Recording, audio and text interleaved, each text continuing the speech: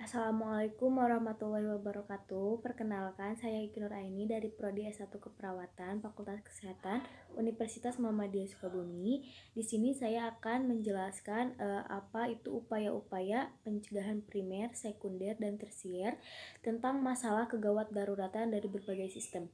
Di sini saya akan menjelaskan tentang trauma abdomen. Nah, sebelum ke pencegahan primer, sekunder, dan tersier pada trauma abdomen, di sini saya akan menjelaskan apa itu upaya-upaya pencegahan primer, sekunder, dan tersier pada masalah kegawat daruratan. Yang pertama, ada pencegahan primer.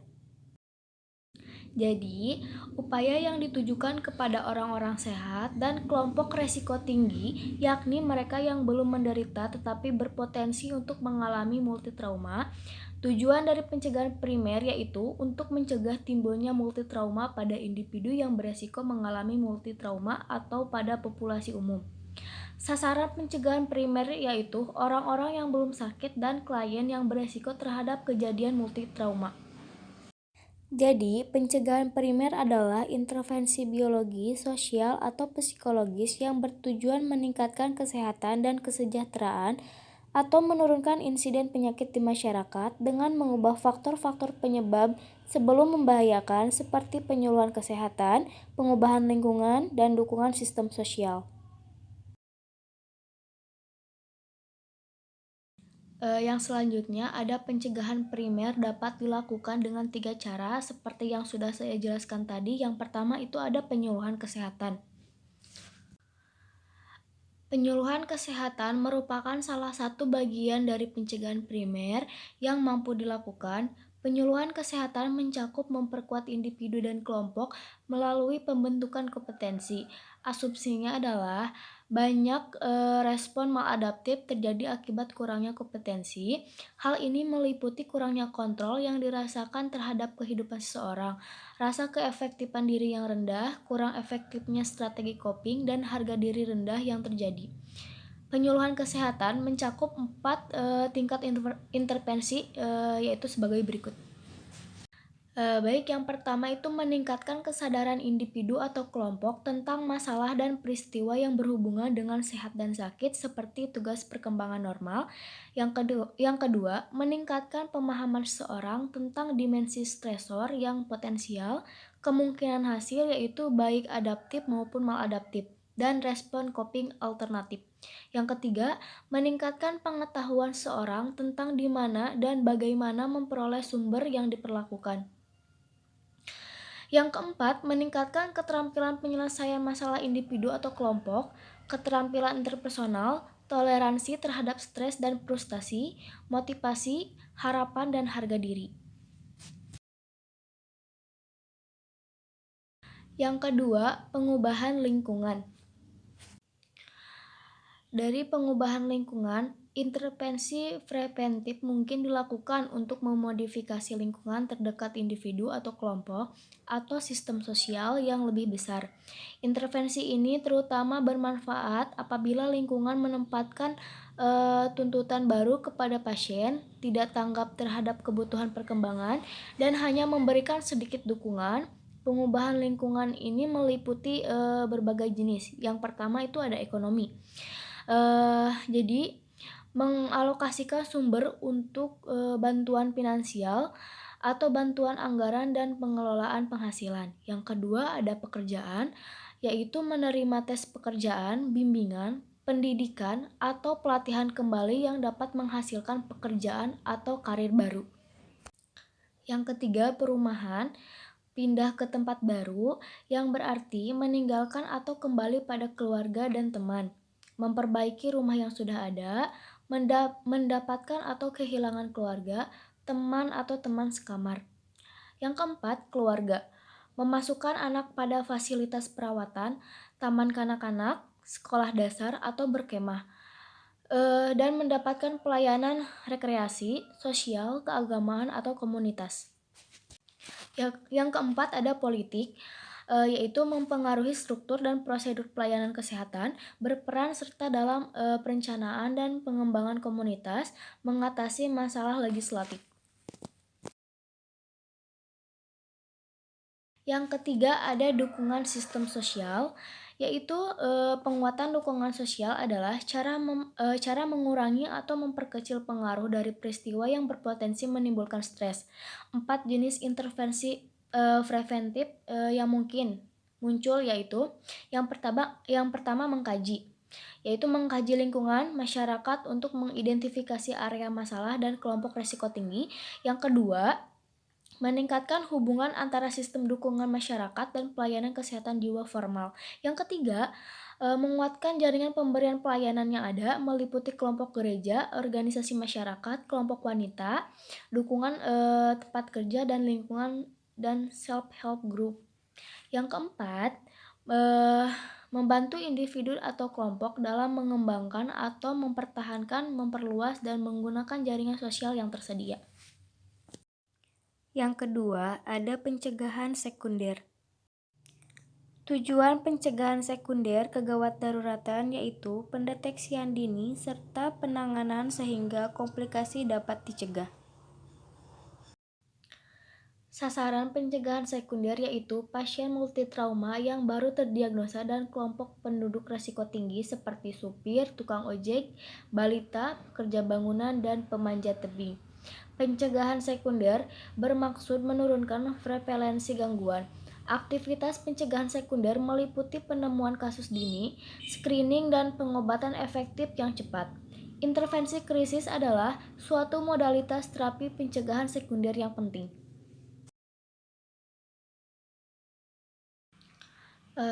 Dari pencegahan sekunder ini ada 3 pencegahan. Yang pertama ada krisis. Krisis adalah gangguan internal yang ditimbulkan oleh peristiwa yang menegangkan atau ancaman yang dirasakan pada diri seseorang. Mekanisme coping yang bisa dilakukan seorang. Mekanisme coping yang digunakan seorang menjadi tidak efektif untuk mengatasi ancaman, dan orang tersebut mengalami suatu ketidakseimbangan serta peningkatan ansietas. Ancaman atau peristiwa pencetus biasanya dapat diidentifikasi. Tujuan intervensi krisis adalah individu pada tingkat fungsi sebelum krisis. Jadi krisis memiliki keterbatasan waktu dan konflik berat yang ditimbulkan dapat menstimulasi pertumbuhan personal. Apa yang dilakukan seorang terhadap krisis menentukan pertumbuhan atau disorganisasi bagi orang tersebut. Yang kedua ada faktor pengimbang. Dalam merugikan resolusi krisis, beberapa faktor pengimbang yang penting perlu dipertimbangkan. Keberhasilan resolusi krisis kemungkinan besar terjadi jika persepsi individu terhadap peristiwa adalah realistis, bukan menyimpang. Jika tersedia dukungan situasional sehingga orang lain dapat membantu menyelesaikan masalah, dan jika tersedia mekanisme coping untuk membantu mengurangi ansietas. Yang ketiga, jenis-jenis krisis. Dari jenis-jenis krisis ada 2 jenis, yaitu yang pertama ada krisis maturasi dan krisis situasi. Krisis maturasi merupakan masa transisi atau pengembangan dalam kehidupan seseorang pada saat keseimbangan psikologis terganggu, seperti pada masa remaja menjadi orang tua, pernikahan, atau pensiun. Krisis maturasi menuntut perubahan peran. Sifat dan besarnya krisis maturasi dapat dipengaruhi oleh model peran, sumber interpersonal yang memadai, dan kesiapan orang lain dalam menerima peran baru. Yang kedua, krisis situasi.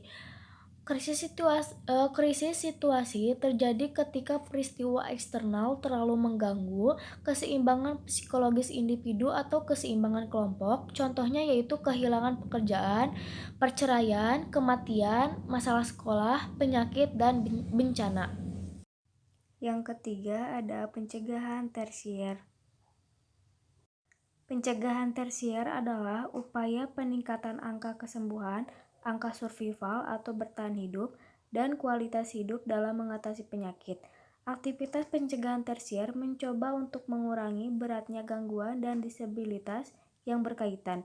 Rehabilitas adalah proses yang meyakinkan individu untuk kembali ke tingkat fungsi setinggi mungkin. Yang selanjutnya ada pencegahan primer, sekunder, dan tersier pada trauma abdomen.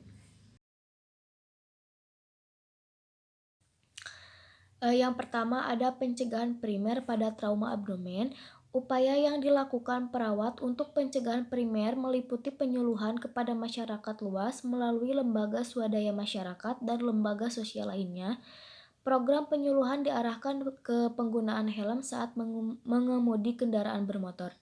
Anak-anak yang masih balita selalu diawasi oleh orang tua, jangan mengemudikan kendaraan dengan kecepatan yang tinggi. Pada pemanjat tebing, saat memanjat harus menggunakan pengaman pada kepala dan badan. Dan pada pekerja bangunan agar menggunakan helm saat menaiki bangunan yang tinggi. Yang kedua ada pencegahan primer, yaitu lakukan pemeriksaan fisik secara cermat. Yang terakhir itu ada pencegahan tersier. Yang pertama pada trauma limpa. Di sini ada beberapa poin. Yang pertama itu imunisasi rutin dengan vaksin pneumokokus dilakukan pada pasien yang baru menjadi splenektomi yang baru pulang dari rumah sakit untuk mengurangi resiko overwhelming post-splenectomy infection atau OPSI. Yang kedua pada pasien yang mengalami hematoma limpa subkapsular, menghindari aktivitas yang berat dan olahraga fisik selama kurang lebih 3 bulan untuk mencegah terjadinya perdarahan ulang yang menyebabkan ruptur limpa. Yang kedua, pada pasien yang mengalami cedera kolon atau pasien yang diduga cedera kolon atau rekrum, harus diberikan propilaksis antibiotik parenteral untuk mengatasi kuman-kuman gram negatif aerob dan anaerob, sehingga kadar darah yang adekuat dapat dicapai pada saat laparotomi. Yang ketiga, pada cedera vaskular abdomen atau tindakan untuk mencegah hipotermi. Yang keempat, menghangatkan semua cairan infus, kristaloid, dan darah. Yang kelima, menggunakan rangkaian proses pemanasan oleh ventilator.